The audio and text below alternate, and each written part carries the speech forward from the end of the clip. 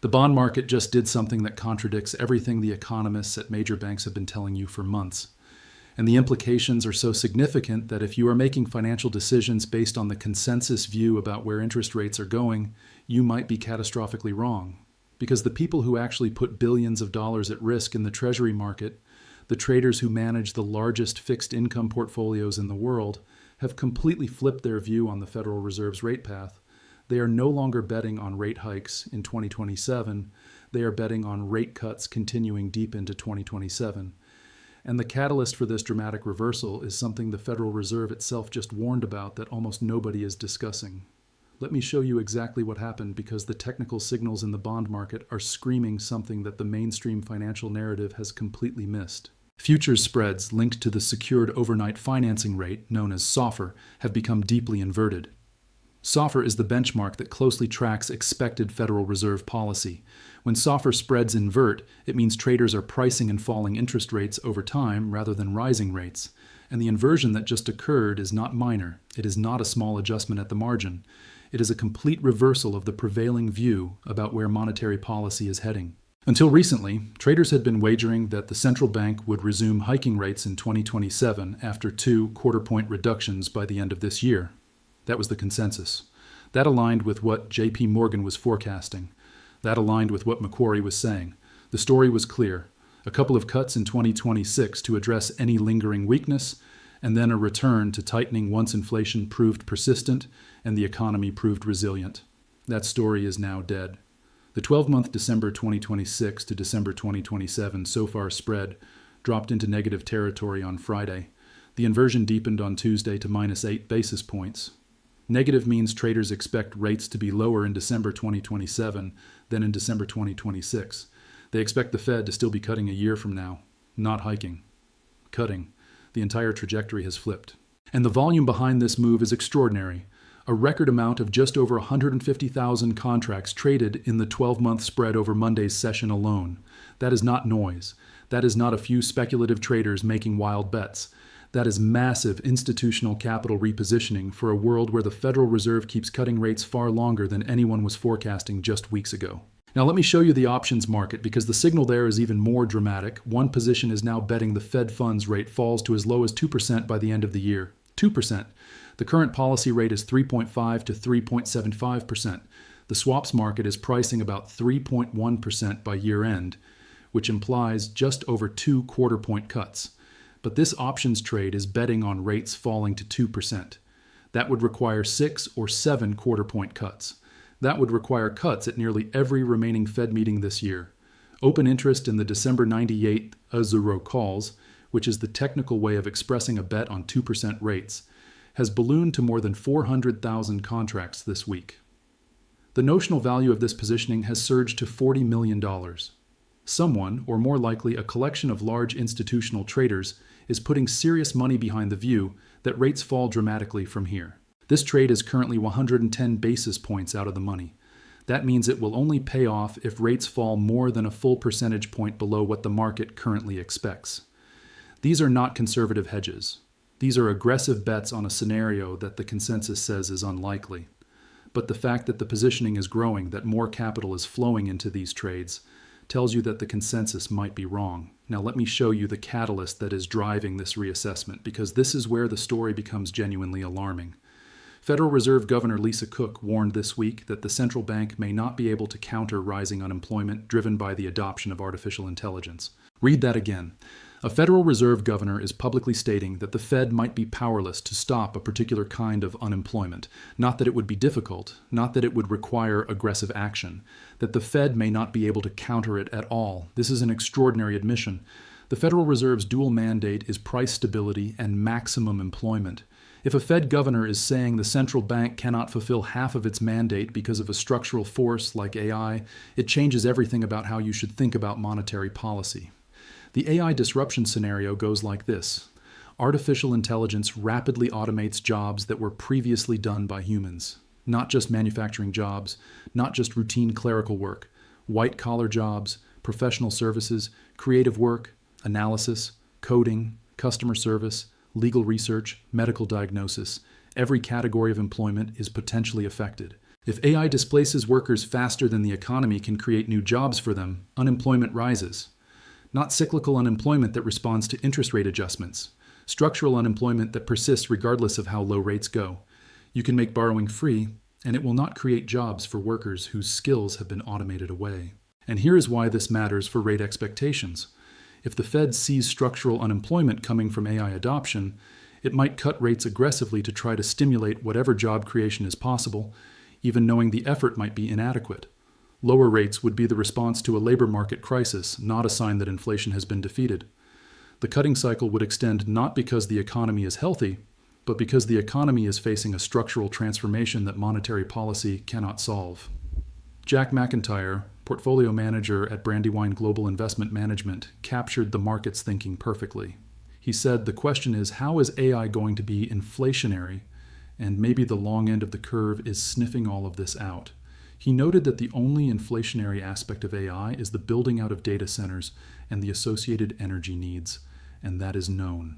The bond market is pricing in AI as deflationary, not inflationary. AI reduces the cost of labor. AI reduces the cost of services. AI reduces the cost of producing goods. All of that puts downward pressure on prices. The inflationary impact is limited to the infrastructure build-out, the data centers and energy. And that is a one-time capital expenditure, not ongoing price pressure. If AI is deflationary, inflation falls below target. If inflation falls below target and unemployment rises, the Fed cuts rates, and it keeps cutting rates as long as both conditions persist. That is the scenario the bond market is now pricing. Extended disinflation, rising structural unemployment, prolonged rate cuts that extend through 2027 and possibly beyond. Now let me show you the Treasury curve signals because the broader fixed income market is confirming what the SOFR spreads are showing. The 2-year to 5-year Treasury spread reached its flattest levels since the start of December on Monday. Curve flattening typically occurs when traders expect the Fed to cut rates, pushing short-term yields down faster than long-term yields. When the 2 to 5 spread flattens to multi-month lows, it signals that rate cut expectations are building. The richening of the 2S5's 30s butterfly was the biggest one-day move seen in 6 months. The butterfly trade measures the relative performance of the belly of the curve against the wings. When the belly richens, outperforming both shorter and longer maturities, it typically indicates expectations of Fed easing. The belly of the curve is most sensitive to Fed policy, so its outperformance signals that traders expect the Fed to deliver cuts. Treasury options premium has extended further to favor calls over puts. This means traders are paying a higher price to hedge a bond market rally than to hedge a sell-off. They are more concerned about being caught short if rates fall and bond prices rise than they are about being caught long if rates rise and bond prices fall. The premium is most elevated in the long end of the curve, where 10-year and long bond options skew is favoring calls by the most in months. Every technical indicator is pointing in the same direction. So far, spreads inverting, options positioning, skewing dovish, curve flattening, butterfly richening, call premium elevated. The bond market is not debating whether rates will fall. It is debating how much and how long. This creates an enormous divergence from what the economists at major banks have been saying. JP Morgan said no rate cuts until 2027 and potential hikes after that. Macquarie said hikes by late 2026. The consensus from sell-side research has been that the cutting cycle is over or nearly over. But the buy side, the actual traders putting capital at risk, has completely flipped to the opposite view. Janetti Goldberg, head of U.S. rate strategy at TD Securities, acknowledged this shift. He said there has certainly been a bit of repricing for lower yields after the Fed hits terminal, with the market penciling in a more gradual drift higher in yields. But he added that fluctuations in longer-dated Fed expectations tend to be quite significant, making it difficult to read into them. That caveat is important. The bond market can be wrong. It has been wrong before. Traders can pile into positions that turn out to be based on faulty assumptions. The AI disruption thesis might not materialize as quickly or as severely as feared. The economy might prove more resilient than current positioning suggests. But here is what you need to understand. When the bond market and the economists disagree, the bond market is often right. Economists make forecasts based on models and assumptions. Bond traders make bets with actual capital at risk.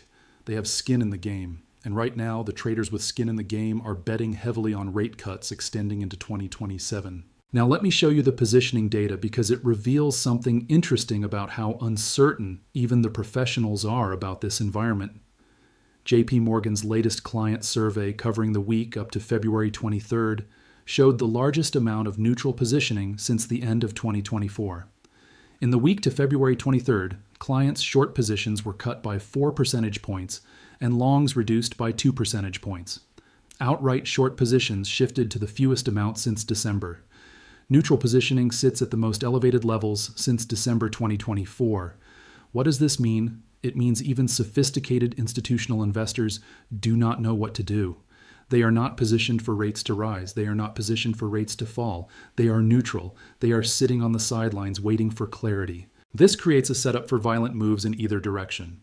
When positioning is neutral, there is no one to take the other side of a trade when direction becomes clear. If the next data release or Fed statement clarifies that rates are going lower, everyone rushes to get long at once. Prices spike, yields crash. The move is amplified by the lack of existing positioning. Conversely, if the data clarifies that rates are staying high or going higher, everyone rushes to get short. Prices crash, yields spike. The combination of extreme positioning in SOFR spreads and options, where traders are betting on cuts through 2027, alongside neutral positioning in the cash treasury market, where traders are waiting on the sidelines, creates enormous potential energy for a dramatic move. The question is which direction that move takes. U.S. Treasuries slipped across maturities on Wednesday. The 10-year yield was 2 basis points higher at 4.05%.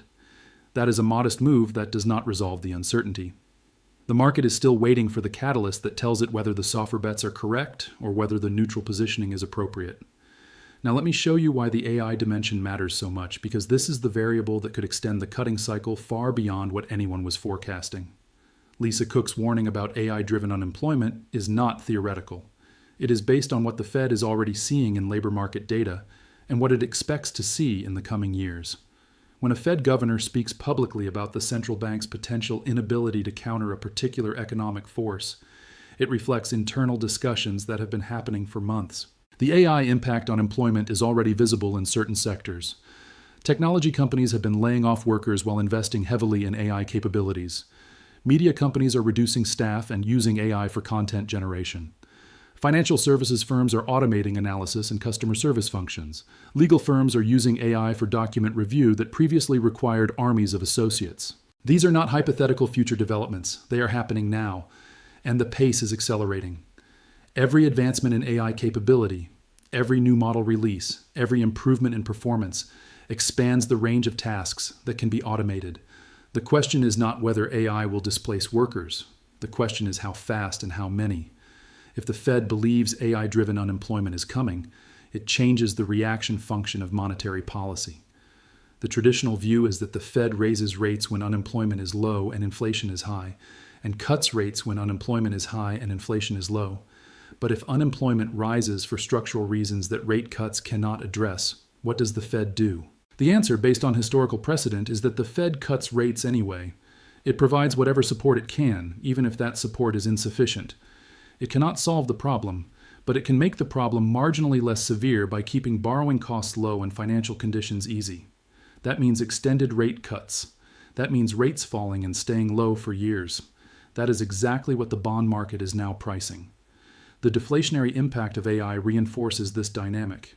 If AI reduces production costs across the economy, inflation falls.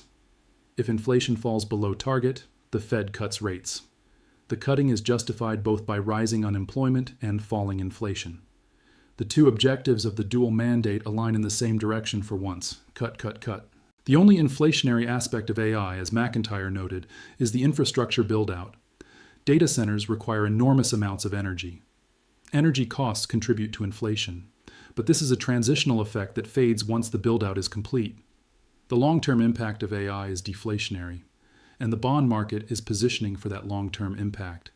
Now let me bring all of this down to what it means for your money, because the abstract discussion of SOFR spreads and treasury curves becomes very concrete when it affects your financial life.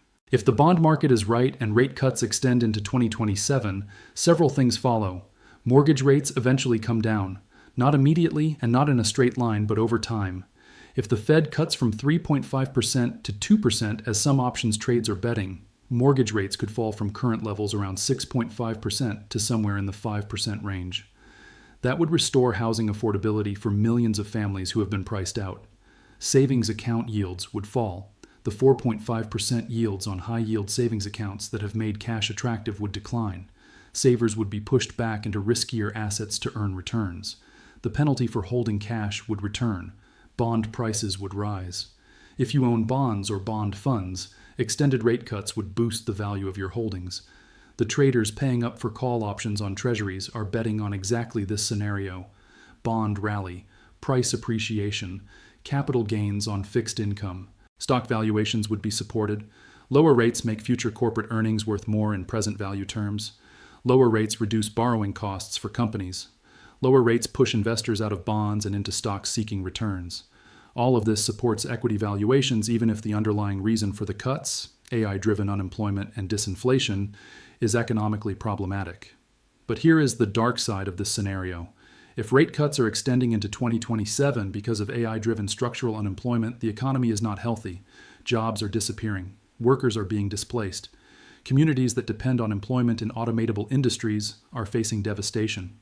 The rate cuts are a symptom of economic distress, not a sign of Fed confidence. And if the economists are right instead of the bond market, if cuts end this year and hikes resume in 2027, the opposite plays out. Mortgage rates stay elevated or rise further. Savings accounts keep paying attractive yields. Bond prices fall. Stock valuations face headwinds from higher discount rates. The divergence between these two scenarios, between the bond market view and the economist view, represents one of the largest disagreements about the future path of monetary policy in recent memory.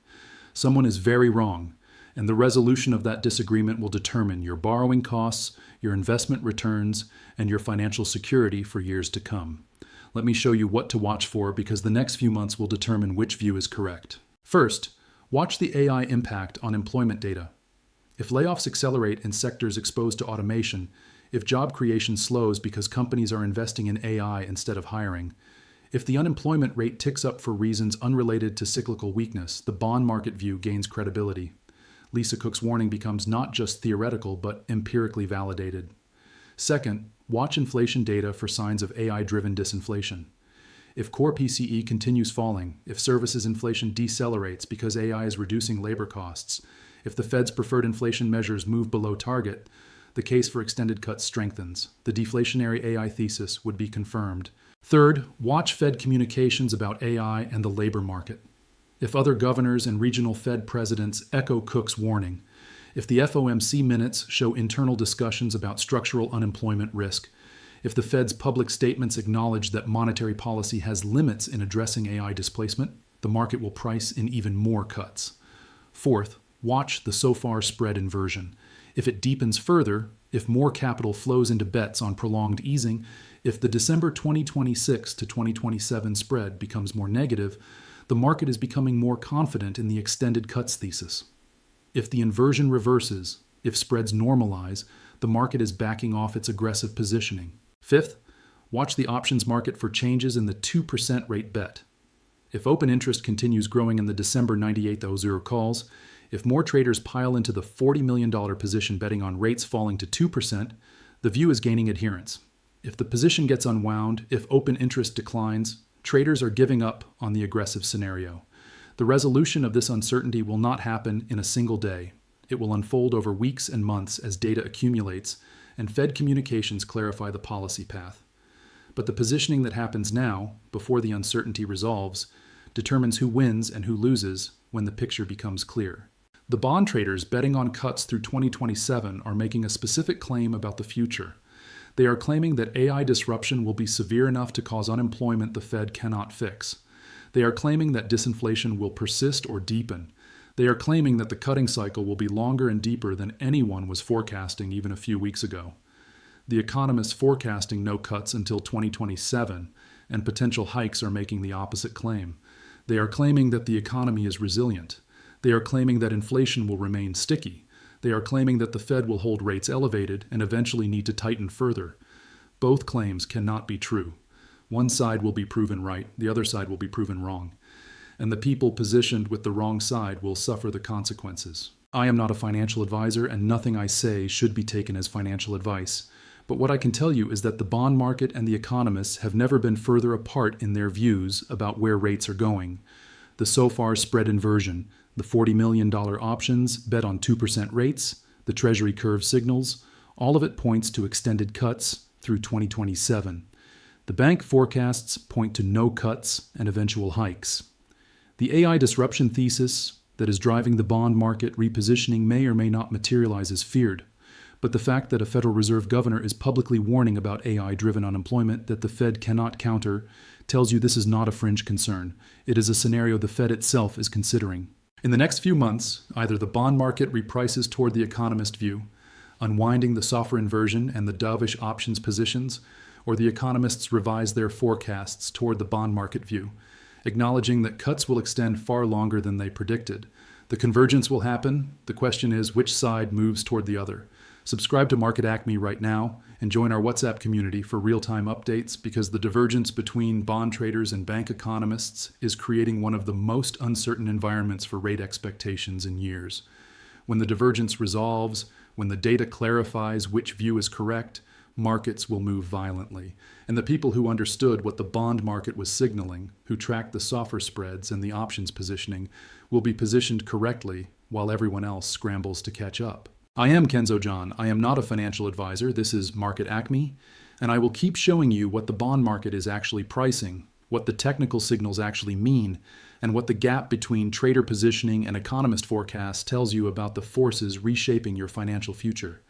Because in an environment where SOFR spreads have inverted for the first time, where $40 million is betting on 2% rates, and where a Fed governor is warning about AI-driven unemployment the central bank cannot fix, the only protection you have is understanding what the smart money is doing before the rest of the world catches on.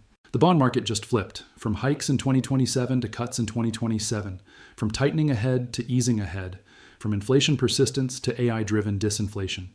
That flip represents a complete reversal of the prevailing view. And either the bond traders are making a historic bet that will pay off massively, or they are making a historic mistake that will cost them billions. Either way, the resolution affects you. Your mortgage, your savings, your retirement, your job security if AI comes for your industry. All of it depends on which view proves correct.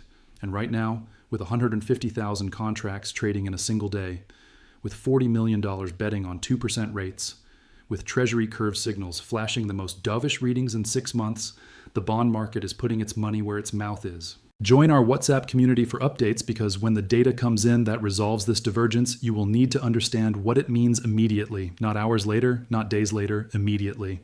The traders who are right will compound their gains. The traders who are wrong will liquidate at losses.